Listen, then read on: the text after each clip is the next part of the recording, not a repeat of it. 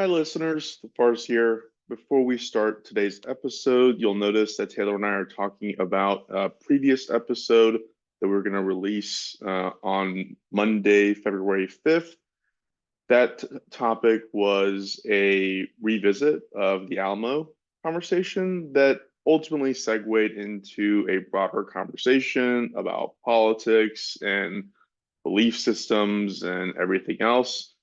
We decided after recording and re-listening to it that if we want to have a nuanced conversation about those topics, then we can have that in a more structured way, and it would make a lot more sense to the listener. And so we decided that this week we're going to kill that episode. We're just going to have Taylor's episode this week. And with that being said, we're going to go ahead and start the intro and start the Berlin Wall conversation. In the matter of the people of the state of California versus Orenthal James Simpson, case number BA096. And so, my fellow Americans, ask not what your country can do for you, ask what you can do for your country. And we are back from an exciting episode on Monday, which I'm sure half of y'all totally, well, probably 80% of y'all hated. We're back. We're back regardless. We're trying our best. Look, we're trying to be human, which being human means we have like weird moments, and maybe we just had one. I don't know. I guess we'll learn from you guys. Yeah. But yeah, thanks for joining back, Taylor.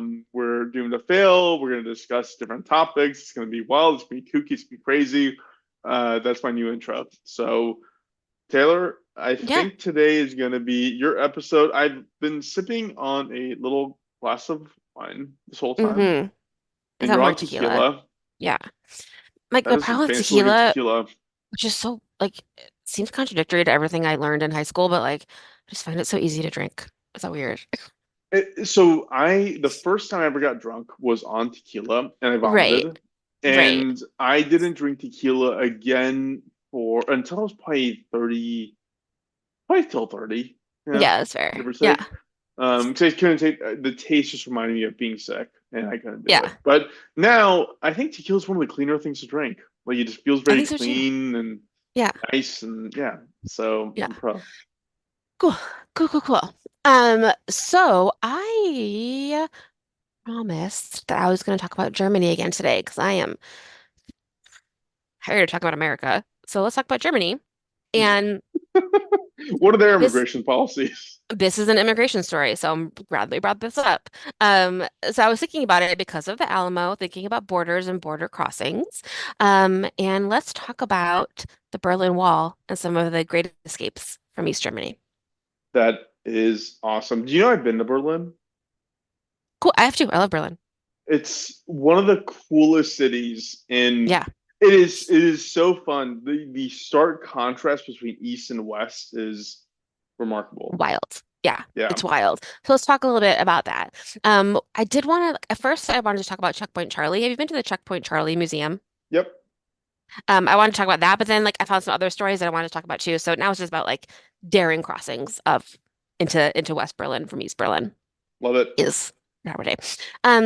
So here's the dish on the Berlin Wall, which I'm sure you've heard of, but it was up from 1961 to 1989, and it also always blows my mind when I think about how Berlin is like an island in the middle of East Germany. You know, How like so? it's not like on a border. It's in the middle of East Germany, but there's a Oh yeah. wall around it, you know? So it's Oh like that yeah. Yeah, like Austin. If Austin were like if three-quarters of Austin belonged somewhere else, you know? Like you have That to would be like wild. fly into it, take a train into it. It's not like right next to the border between East and West. So it's sort of it's up in the middle of East Germany. Um, and it's great. So it's after World War II, it's 1949. Germany is divided into two countries between the Allies. So remember, the Soviet Union was an ally during World War II. And so they got East Germany, which was the German Democratic Republic, the GDR, and that was controlled by the Soviet Union. West Germany was the Federal Republic of Germany, the FRG, controlled by the United States, Great Britain, and France. It's technically an occupation, so they were like cleaning things up, putting people on trial, doing all these after war things, but technically East Germany was um, going to be Soviet Union's going to be in charge of East Germany. They're going to be Soviet. Make sense? Yeah. So in the 50s, the Allies started to head out, the occupation ended, and Germans started to flee to the West in droves because in East Germany, like you were saying, like, it was a very, it was like a Soviet bloc. The technology was not keeping up. Like it was a very sad place to live. People wanted to leave, and people started to leave for better freedom, better economic opportunity, and they started to go to the West. And they were like, we have to do something to stop this. We have to stop this from happening. You mean What are the the Soviets were Yes. They're like, we don't want anyone, we can't have everybody leaving. You know, we need to stop them from leaving.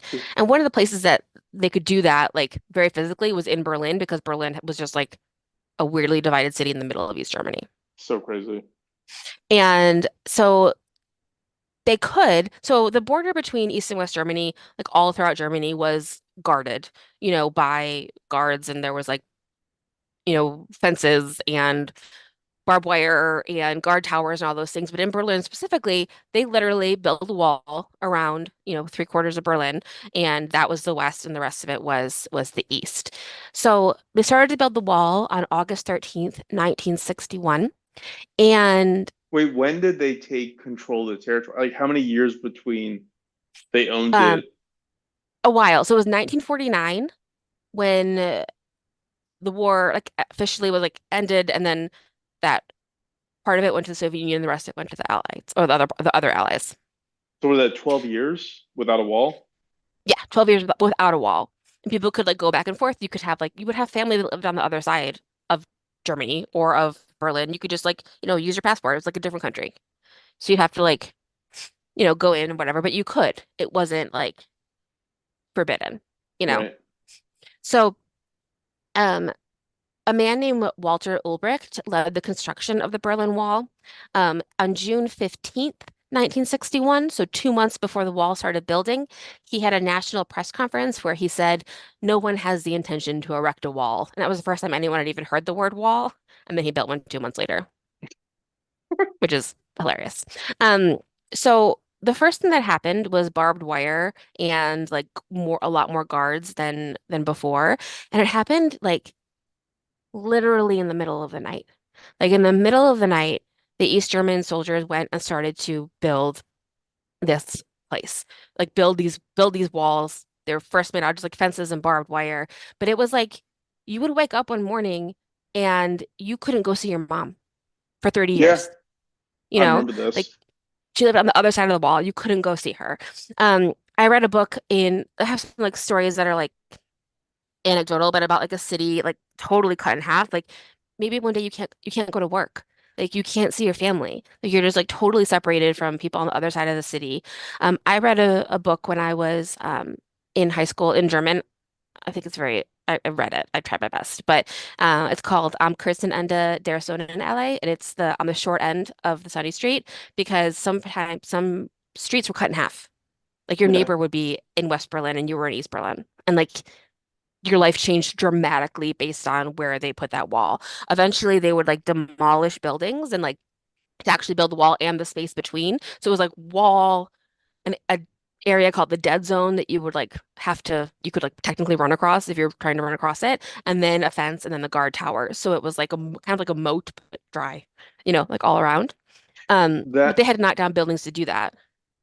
that was when I was in Germany, that was the weirdest part about that experience was if you're ever in Berlin and you look on the ground, every now and then you'll see like these checks on the ground, like these bricks Hmm. in certain and it took me a while to realize that that was where the Berlin Wall was. And Hmm. when you see it, you're like, how? Like Yeah. one bisects like a fire hydrant and then goes into the Yeah. side of a building. Like, it's like like what the fuck? Like it's so weird.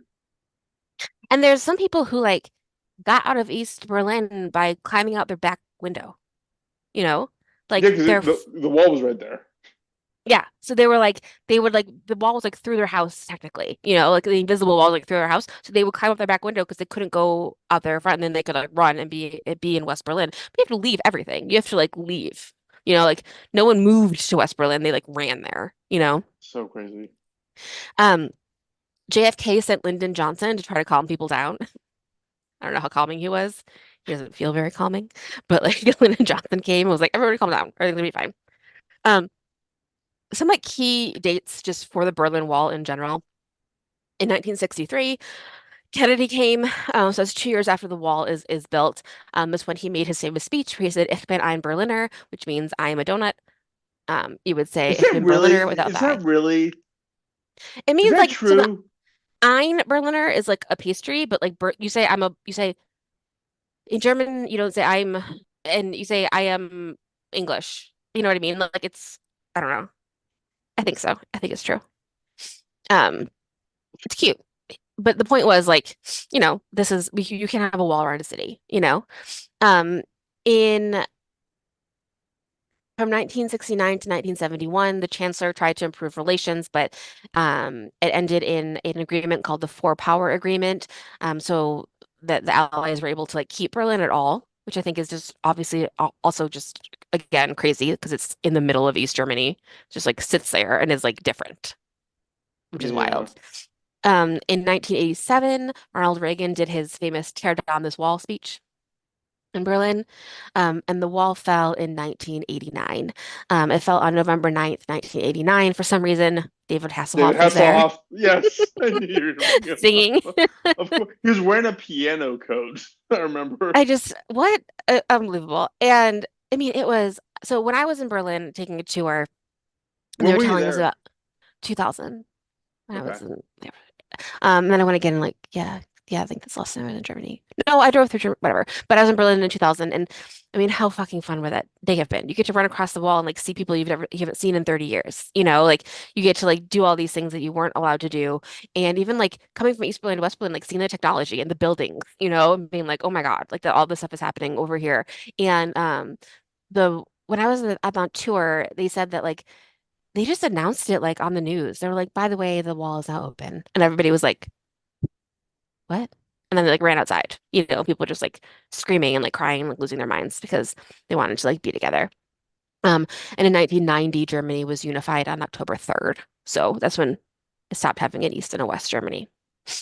Um, So was so sorry, was sorry, can you repeat this part? Like, so was Berlin like just so it was just Berlin?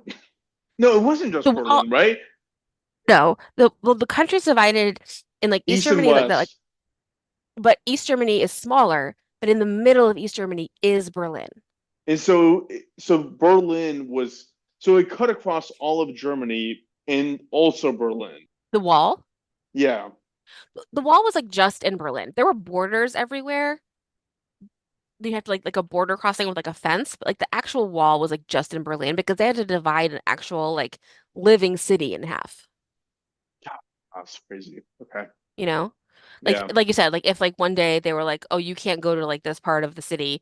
There's a wall there." You just like So that, can't that go. that's where when I went to Checkpoint Charlie, that's one of the factoids I learned was I mean it was literally like your mom is on the other side of this Hmm. like I forget what it was like 18-foot thick wall. Like your mom was like Hmm. right there, but like and people would try to make their escapes and yeah, Hmm. well, And it's like I think I've seen this in a couple movies where it's like, you wake up and you're like, "My girlfriend's over there," and you're like, "What? Like I can't go to school? I can't go to my job? I can't. It's on the other side."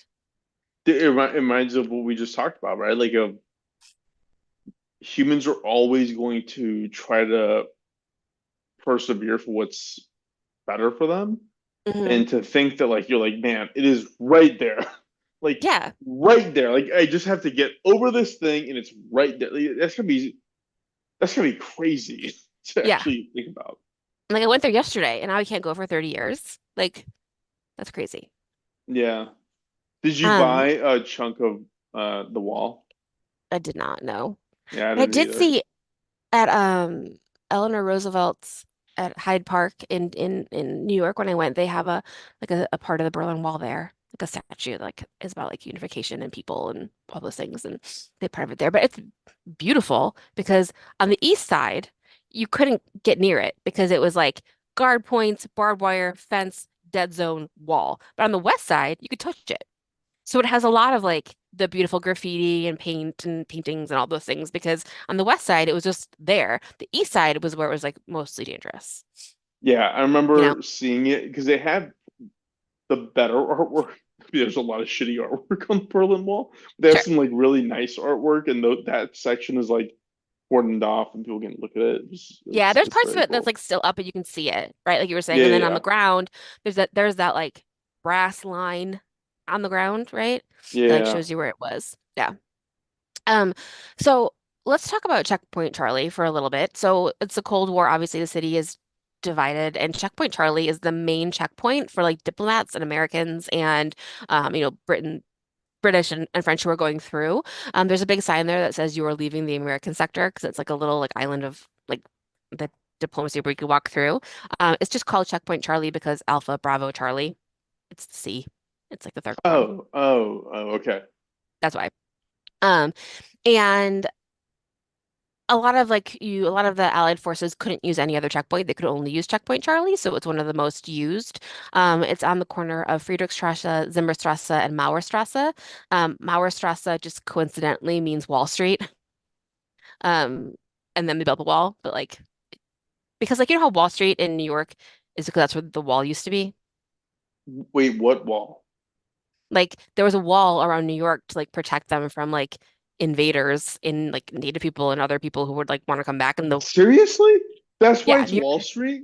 Yeah, New York had a wall in the lower to protect like the batteries where you could like the battery park is called the battery because that's where you had like your cannons, and then the wall protected the rest of it.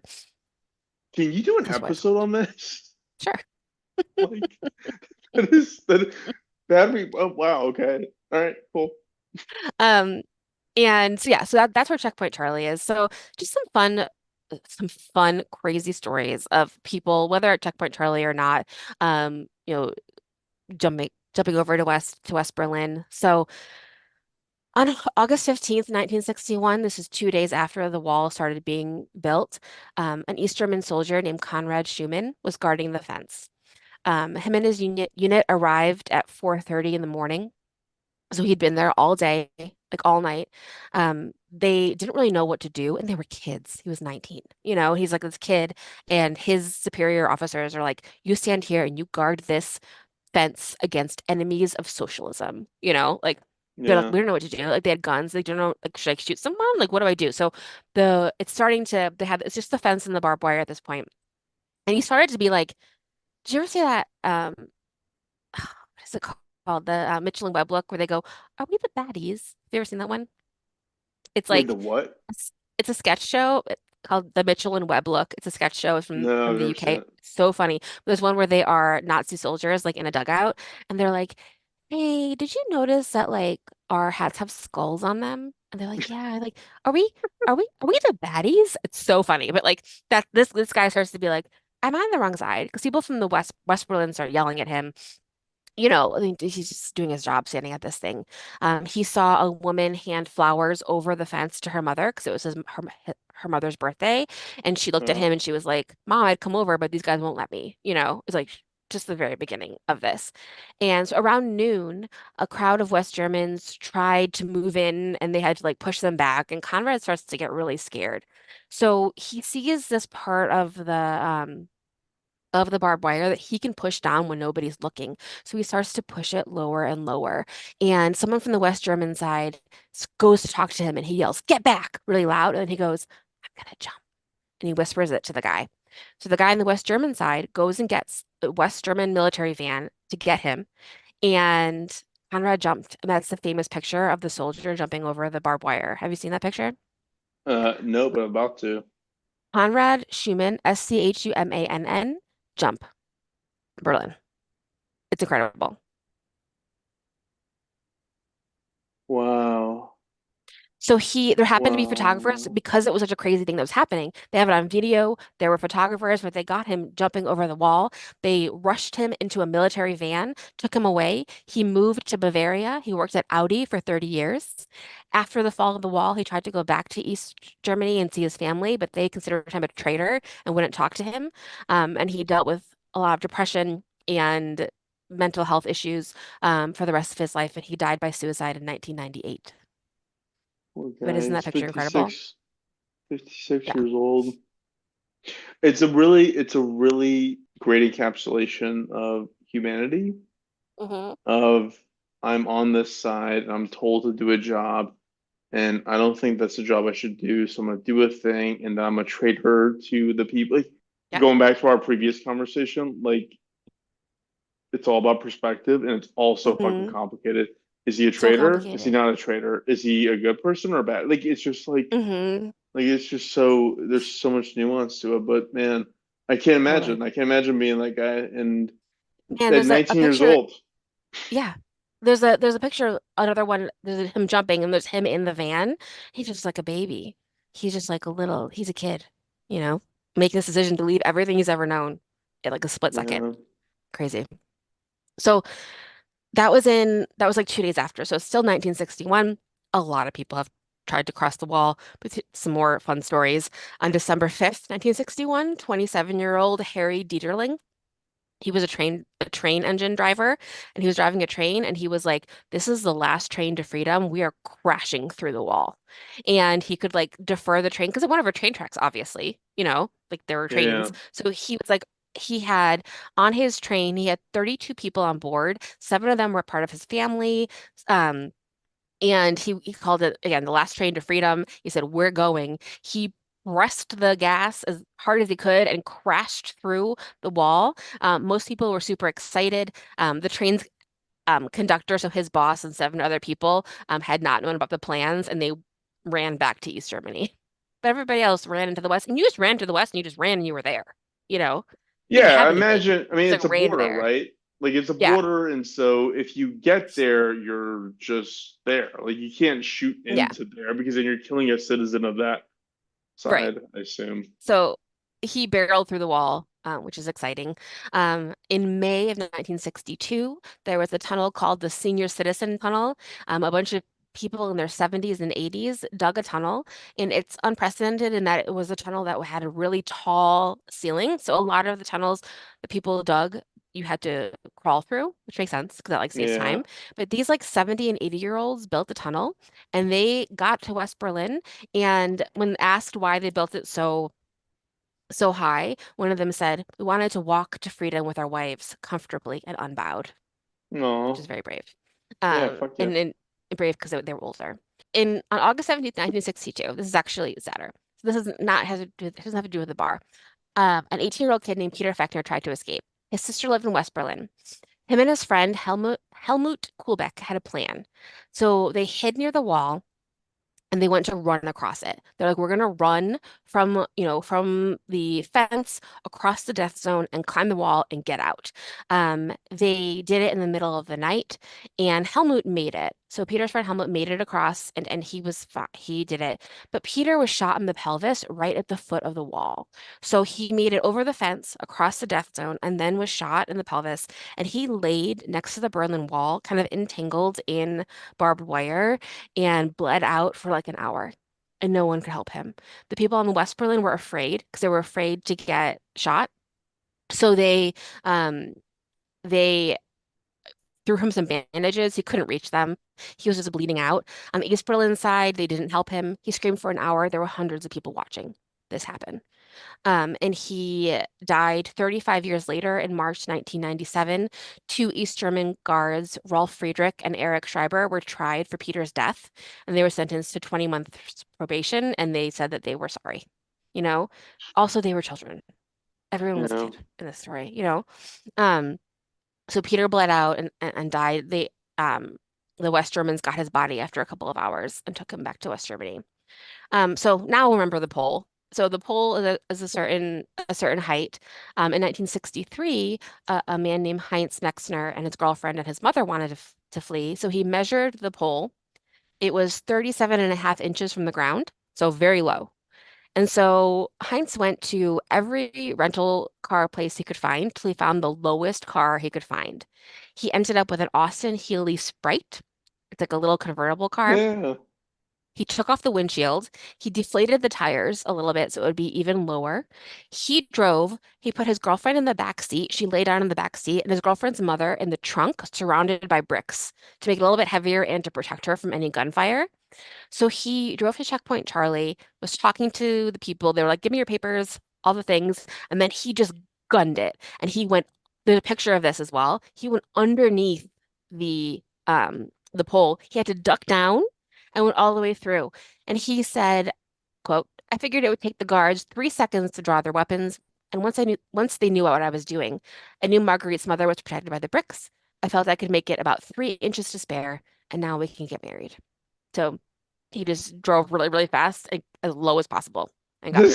This is incredible. I know Yeah. this car. I'm looking at the pictures. I actually know this car, and nobody today, much less back then, would look at this car without a windshield and think that's normal. Like it is so Yeah. obviously supposed to have a dude. There's a picture of him bending his head down, Yeah. going under the. That's incredible.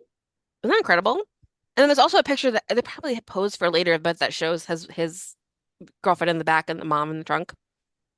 Oh yeah. And they, Oh my God, that's unbelievable. yeah, Good for them. I know. Um, on October 22nd, so this year, an American diplomat named Alan Leitner wanted to cross to go to the opera in East Berlin, which is usually okay, but it got like weird and there's a standoff and there were 10 Soviet tanks and 10 US tanks just staring at each other for days, which is like a big standoff. And then eventually had to like call everybody down, but everybody was like going to murder each other. In 1963, a trapeze artist named Horst Klein climbed all the wires because they wouldn't let him be in the circus in East Berlin. And he was like, all I know how to do is be in the circus. Like they like stopped Yeah. circuses or something. And so he trapezed over all of the wires across it and he made it. Actually fell off the wires into West Berlin. He broke both of his arms. And usually in like a couple articles I read, that was kind of where it ended. But then I found an article in the New York Times from 1964 that said his wife kept writing him letters saying that I can't live without you. And so you have to come back. So he went back to East Berlin. He was sent to prison and she got divorced and got remarried, which Ugh. is like super unfair Come because on. he could have just left in West Berlin. But it's a bummer. So a couple things that happened that was like what happened in like a weird kind of like normal way is like one guy he saw a bus going like across the checkpoint really slowly. So he just like stood next to it and walked with it and then was there. Like he was like some of it was like opportune, like no one's looking. I'm just gonna fucking go, you know? Life was so much easier before cell phones and CCTV cameras. Yeah, totally. He just like people just like kind of accidentally walk in and be like, shit, I'm here, and then like be excited and like go. And people in West Berlin would like help them, in West Germany. Um, in 1964, there was another famous tunnel. It was called Tunnel 57. It was built from a bakery in West Berlin to an outhouse in East Berlin, and Wow. it was what was it? It was 145 meters long. It was the longest and the deepest tunnel. 35 West Berliners, including a man named Reinhard Führer, ended up being an astronaut, which is cool. There aren't that many astronauts. It was cool. He ended up being an astronaut. And many students from the Freie University in West Berlin helped build the tunnel from October 1964 from April to October 1964. So what happened was people in East Germany, they would get to this outhouse um and Reinhard, who turned out to became an astronaut later in life, would tell them where to go and tell them to get in the tunnel and get them to do there. Unfortunately, one of the people that was in the group was a Stasi agent, and so they were only able to get 35 people through. They thought they would be able to save like 120 people, but it ended up being less than that. There was a young man who was an East German soldier named Egon Schultz. He was 21. He was killed by friendly fire when they finally caught them doing it. But he was hailed as a hero in East Germany for a long time. And Okay. also just a baby. Yeah, like these Scary. guys are so young. Like, I know. They don't know what they're doing.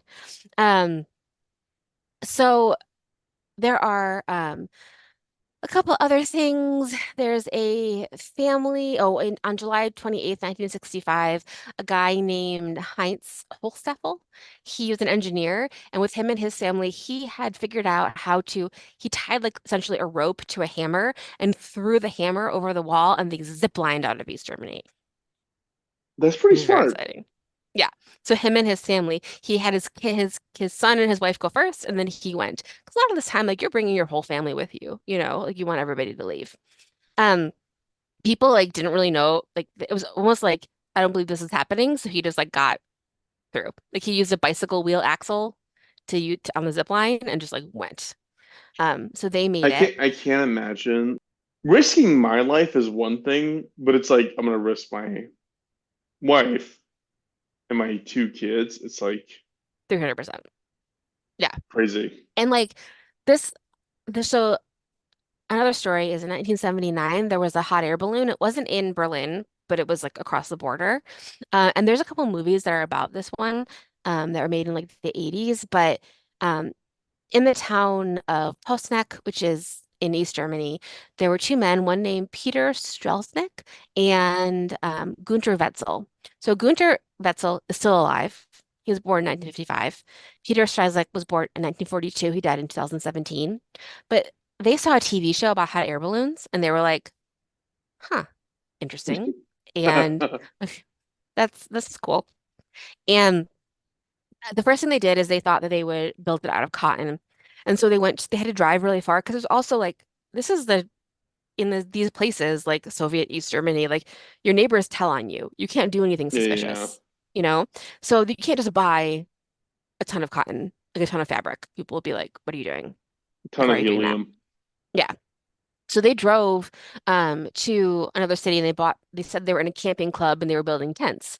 So they bought all this cotton and the gondola that they used is so fucking terrifying. It is sheet metal and then holes on the four sides of the square and then there's like a rope around it every 5 inches, but it's like four ropes. I'm good. It's like I don't very, need very, this. very unsafe. And it's like I'll filled stay. with gas. Oh my I'll gosh. stay in East So Germany. I know. So they tried the first time with the cotton. It didn't work. The cotton burned. And it wasn't like it was too porous. So they tried again.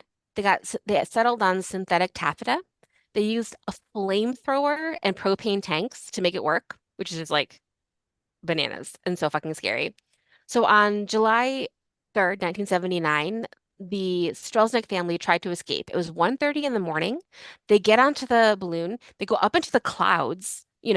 They're moving into West Germany. They end up landing 130 meters from the border, but they're still on the east side. They're not sure where they are, but they find a piece of litter that's like from a bakery in East Germany, so they know they're in East Germany still. And they spend 9 hours like slowly leaving. They abandon the balloon, spend 9 hours slowly leaving, and they get home and they call in sick to work. And they're like, "Oh, we're sick." Like they would have been found out. Like they would have known. So they had to like Yeah. pretend all these things happened. So that was their second balloon. But then they're like, "Shit." They found the balloon. They know that someone's trying to escape via balloon. So they had to really quickly make a third balloon. Um, and so their third balloon flight was on September 15th, 1979. Both of their families were on the balloon. Again, this like terrifying piece of metal in the air at 2 a.m. So it was Peter and his wife. They were 37. Their son Frank was 15. Their son Andreas was 11. Gunter and his wife were 24. Their son Peter was 5, and their son Andreas was 2.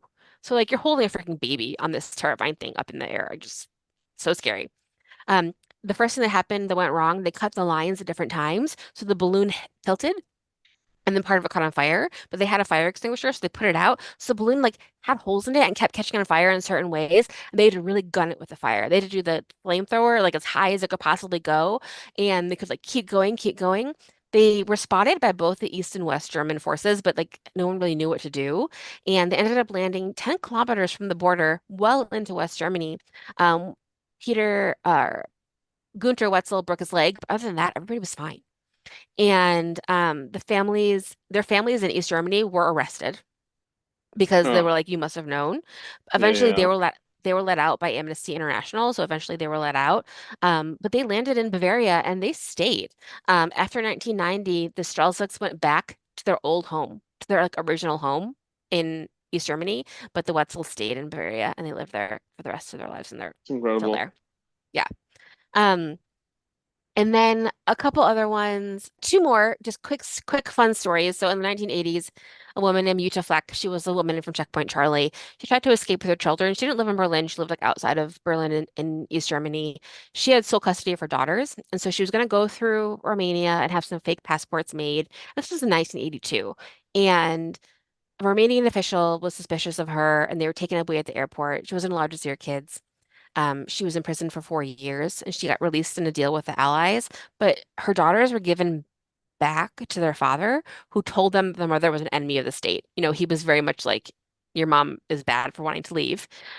So Utah stood outside of Checkpoint Charlie for 6 months in 1984 with a big sign that said, "Give me back my children." Wow. And she stood there every day to protest to get her girls back. And in August of 1988, her daughters were granted visas, and because they had been secretly trying to connect with her this whole time anyway, and they moved to Bavaria and they live there now. In 2009, she was awarded the Order of Merit of the Federal Republic of Germany by the German President Horst Kohler. So, she's definitely lauded as someone who was very brave for all the things that she tried to Yeah. do, and especially how much she worked to get her kids back. And one of the last ones in 1989 in August, just a few months before the wall fell, two dudes Wait, named Ingo and Holger. I thought the wall fell in Oh, 88. I thought it fell November 89. Yeah, November 89. Okay, sorry. Also, It's okay. But a couple months before it fell, yeah, it fell November 9th, 1989. But one of the last ones, so a lot of people, got out via like hang gliding. They hang glided over the wall.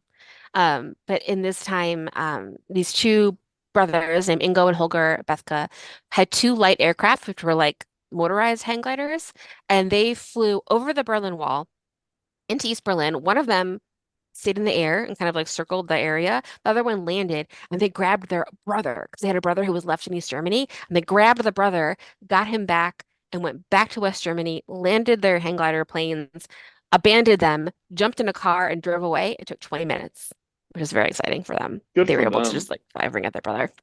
Um, Over time, 5,000 people escaped over the wall. Some of them just ran. Some of them, jumped out of buildings, dug tunnels, or hang gliders, just, pushed the gas on their car as fast as possible, and went. I don't know if you remember, but like when I went to Checkpoint Charlie, there was a car, you had to find the person. Do you remember that? There was like an old fashioned car and it said find the Was person it hidden in black? here. Yeah. And we looked everywhere and it was a person, it was a mannequin obviously, but they were in the seat, like inside of the seat itself. Like the cushioning had been taken away and they were like in there, like all riled up, well, like rolled up in there. Um, a lot This of people sounds got through vaguely that way. familiar. Yeah. Yeah. But that was a fun thing. So yeah, I just end with you don't take your family across a border unless it's dangerous to continue to live in the place that you were in before, you know? So a lot of people did try to leave. I also know this like man that I used to work for who was like a delight in like the weirdest way, just like a really weird guy. Me. And he was Was from it me? no, but he was from East Germany and he was like a tank commander in the German army because you have to do you have conscription. You have to do um either like work at like a nonprofit or or do the army after like 18. But he remembered having like his first like Coca-Cola, things like that. Like he was a kid when the wall fell, but he remembered like seeing the things that were happening in West Germany and being like, whoa. So it's not Yeah. like that far away. Like it feels far away, but like he's our age and he lived in East Germany and the wall fell when he was like 5, No, it's wild. The fact that you it know? happened when I was alive. Yeah. I would have been 4 years old or 5 years old at that time. It's crazy. It's crazy. Like Yeah. it's so. It is a. It actually is like kind of a good follow to our last episode of like almost universally, people are going to want to do what is their in their family's best interest. Yeah. It's the difference of like how you get there or what you think that is. Hmm. Um, I can't Based on imagine. where you are. Yeah. Yeah, I can't imagine doing what those people did. No. Like I feel like it'd be one of the ones I'm like I'd rather just live a life of just abject sadness and poverty than try to run the gauntlet to get out of this country. And you look at the people in I North know. Korea who like make it out into South Korea, and you're like, I don't have that. Like that's bravery that I No, don't it's totally real understand. scary. Like, yeah. Yeah. Yeah. Or to I your mean, point before of like people crossing the Rio Grande and trying to cross it. Like, I mean, that's its own bravery. So yeah, you just want everyone wants what's best for their family, yeah, you know? yeah. It's a matter of how you achieve it, I guess. Mm-hmm. Hmm. Cool. Well, that's all I have. I Sorry, have, I was thinking about how when I started my podcast, I started on that daily podcast about Milei being elected to the president of Argentina, and hmm how some of those people who are coming up from Texas are walking from Argentina because that's a like lot. I Yes. how many miles is it from And that's like a human experience that I just like cannot imagine, you know? It's unreal. let's see how long that is. Let's do Buenos Aires to um let's, so if you were to walk that it won't give you a time. That's how hard it is. Yeah, it won't give you it is 14 hours 10 minutes driving. It won't give you miles, but let's do some rough math. No, that's by plane. Okay, so it's probably like 7,000 miles. If you do average 500 miles per hour for a plane, 14 hours, think about 7,000 miles of somebody walking to get across from How many miles Argentina. have I walked in my life? Is it 7,000? I don't know. Yeah. Yeah, And you don't do it's that a for fun. no, it's a shocking testament of what people will do for a better life for their family. Yeah. So and so is the Berlin Wall, and it was in our lifetime. It's crazy. Yeah. Crazy. No, thank you for sharing that, Taylor. I know we've had a few interesting subjects so far this week, and hopefully we'll continue. And if y'all want to hear other interesting topics that come to mind, or I don't know, maybe we just change this into a podcast about immigration. I don't know. Let's not do that. No, I'm gonna find another fucking volcano to talk about because no one has opinions about volcanoes. It just happens. It's nobody's fault. Um, yeah, thanks, Faris. No, this was good. I'm, it's good. It's challenging and it's good. I'm like a, I'm a real person who's figuring stuff out, and I like that about myself, you Yeah, know? same. Yeah, we're just people trying to do the best we can, and that's what everybody's Yeah, trying to do. Like that's the thing that unifies us. That's why we're not bad or whatever, is like because we're all yeah, just trying to do the best we can do with the knowledge we have, with the history we have, and the family we have, and that's okay. yeah. Happy anniversary. Happy anniversary, Taylor. Please write to us at doomnafellpod@gmail.com. Find us on the socials and tell us what you think. Otherwise, we'll join you again next week. Thank you, Thank you. And Taylor. one more thing, I'm behind on putting things on YouTube, and I know that, but I'm catching up right now. So I will She's get us busy. up to date on YouTube, I promise. I did just post our Chris Watts episode, and someone commented that they think that his girlfriend had something to do with it, but I feel like no. But I don't know. I feel like no. That poor woman. That I poor can't woman, right? imagine. I Because feel we so bad we for follow her. her, we follow Amber Frey on Instagram, and like she's fine, you know. She's totally Um, fine. but like it's very strong of her to even like exist on social media. So She none of like that was her yeah. fault, you know. What are you talking about, Amber Fry or the other one, Well, I'm saying the I'm talking about Amber Frey, fan? but we follow her on Instagram, and like I am impressed that she doesn't just hide in the world because like she didn't do anything wrong. She thought she was dating someone, Yeah, whatever. But someone on YouTube was like that Chris Watts' girlfriend had something to do with the murder of his family, and I'm like, I feel like none of the evidence says that, and also like leave that poor woman alone. leave her alone. Like how She had to horrible. change her whole life. Like, come on. Yeah, Um, horrible. but anyways, thank you, Taylor. We'll go ahead and cut Thanks, things off, and it is cut off as